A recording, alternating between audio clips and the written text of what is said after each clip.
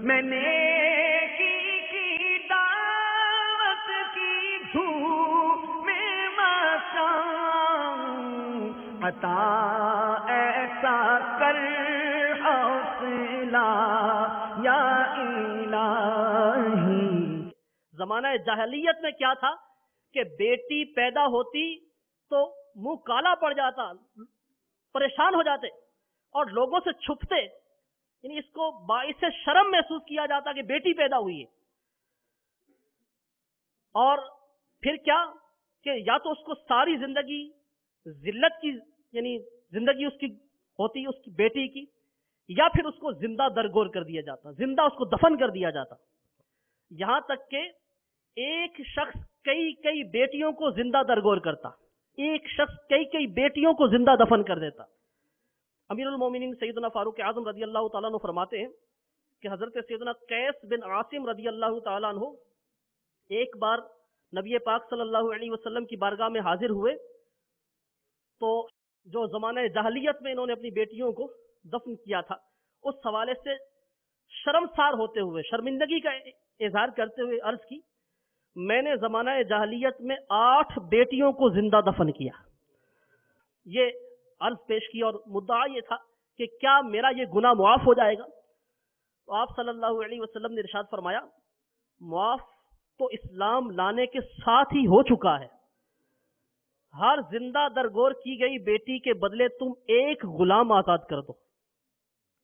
عرض کی میرے پاس اونٹ بہت ہیں، ارشاد فرمایا تو پھر ہر بیٹی کے بدلے ایک جانور صدقہ کرو۔ میٹھے میٹھے اسلامی بھائی غور فرمائیے، بیٹی، اپنی بیٹی، آج جو اولاد والے ہیں ان کو اس کا احساس ہوگا کہ اگر بیٹا یا بیٹی اس کے پاؤں میں کانٹا بھی چبھ جائے تو کیسی تکلیف ہوتی ہے۔ بیٹا بیٹی بیمار ہو، جسم کے کسی حصے میں درد ہے، روئے جا رہے ہیں، ماں باپ کو بھی نیند نہیں آتی، تھوڑی دیر کے لیے آنکھوں سے اوجھل ہو جائیں، بے چین ہو جاتے ہیں۔ لیکن وہ معاشرہ کیسا معاشرہ تھا؟ وہ بھی یعنی باپ ہی تھے، لیکن آخر ان کے اندر دل تھا، کیا تھا کہ وہ اپنے ہاتھوں سے اپنی بیٹیوں کو دفن کرتے تھے،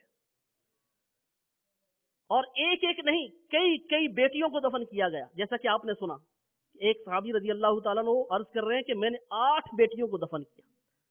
اللہ تبارک و تعالیٰ نے خیر اسلام کی برکت سے پہلے کے گناہ معاف کر دیے، لیکن غور کیجئے کہ اس وقت معاشرے کی پستی کا عالم کیا تھا اور بیٹیوں کے ساتھ کیا سلوک کیا جاتا تھا۔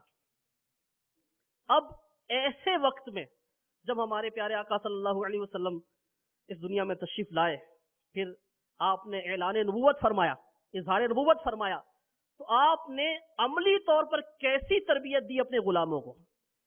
عملی طور پر، زبانی طور پر آپ نے کیسی تربیت دی کہ سبحان اللہ عز و جل، وہی جو بیٹیوں کی پیدائش پر پریشان رہتے تھے، چھپتے پھرتے تھے، اب بیٹیوں کی پیدائش پر خوشی منانے والے بن گئے۔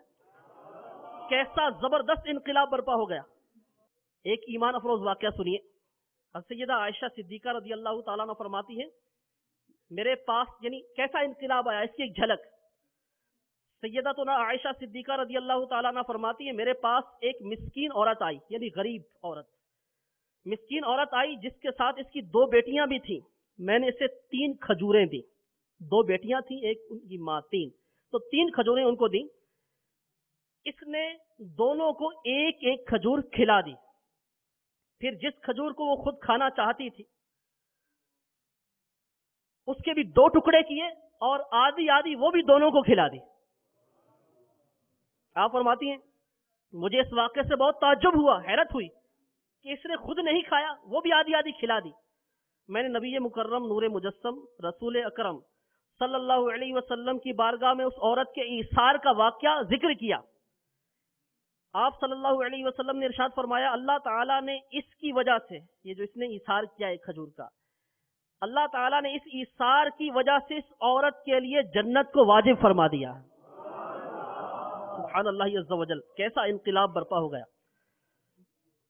میٹھے میٹھے اسلامی بھائیوں، اس وقت بھی، زمانہ جاہلیت میں بھی، بعض سلیم الفطرت اشخاص ایسے تھے کہ جو اس کبھی عمل کے خلاف کوشش کر رہے تھے، جیسا کہ سیدنا سعید بن زید رضی اللہ تعالیٰ عنہ کے والد زید بن عمر، یہ سیدنا فاروق اعظم رضی اللہ تعالیٰ عنہ کے چچا زاد بھائی ہیں. ان کا یہ معمول تھا جب ان کو پتا چلتا کہ کہیں بیٹی کی ولادت ہوئی ہے تو یہ وہاں پہنچ جاتے اور وہاں جا کر اس کے والد سے مل کر، اس کے بڑوں سے مل کر اگر وہ اس کو دفن کرنے کا ارادہ کرتے تو یہ ان کو منع کرتے، اور اگر پھر بھی وہ یعنی اس ارادے سے باز نہ آتے تو یہ ان کو مال کا لالچ دے کر ان کو اس سے روکتے کہ اس کو دفن نہ کرو. مشہور شاعر تھے زمانہ جاہلیت کے، ان کے دادا سعد بن ناجیہ رضی اللہ تعالیٰ عنہ، یہ بعد میں ایمان لے آئے. ان کے حوالے سے علامہ آلوسی رحمۃ اللہ تعالی علیہ نے طبرانی کے حوالے سے لکھا ہے ان کے بارے میں کہ انہوں نے بارگاہ رسالت میں عرض کی، یا رسول اللہ صلی اللہ علیہ وسلم، میں نے زمانہ جاہلیت میں یعنی ایمان لانے سے پہلے، پیارے آقا علیہ الصلوۃ والسلام کی اظہار نبوت سے پہلے، میں نے جو عمل کیے ان کا تذکرہ کر رہے ہیں. 360 بچیوں کو زندہ درگور ہونے سے میں نے بچایا. ہر ایک عوض میں نے کچھ نہ کچھ اس کے ماں باپ کو دیا، اونٹنیاں دیں، اونٹ دیے، گائیں دیں، تاکہ وہ ان کو دفن نہ کریں. کیا مجھے اس عمل کا کوئی اجر ملے گا؟ یہ اظہار نبوت پیارے آقا علیہ الصلوۃ والسلام کے اظہار نبوت سے پہلے کا واقعہ، یعنی آپ نے اس کے بعد ایمان لائے. تو سرکار دو عالم صلی اللہ علیہ وسلم نے جب یہ سنا تو ارشاد فرمایا، اس عمل کا اجر تو تجھے مل گیا، اللہ تعالیٰ نے تجھے اسلام لانے کی توفیق مرحمت فرمائی، تجھے نعمت ایمان سے سرفراز فرما دیا. تو یہ جو بچیوں کو بچانے کا عمل تھا اس کا اجر یوں ملا کہ تجھے دولت ایمان نصیب ہو گئی، اور اس سے بڑھ کے کون سی دولت ہو سکتی ہے؟ شرف صحابیت مل گیا. میٹھے میٹھے اسلامی بھائیوں، آپ نے سماعت فرمایا کہ اس معاشرے میں بچیوں کے حوالے سے کیسی عجیب و غریب قسم کی سوچ تھی، اور کن حالات میں ہمارے پیارے آقا علیہ الصلوۃ والسلام تشریف فرما ہوئے، اور بالخصوص اس بارے میں کیسا انقلاب آ گیا کہ وہی جو بچیوں کی پیدائش پر پریشان ہونے والے تھے، اب وہ اللہ عز و جل کے کرم سے، اس کے پیارے حبیب علیہ الصلوۃ والسلام کے فیضان سے بچی کی آمد پر خوشیاں منانے والے بن گئے.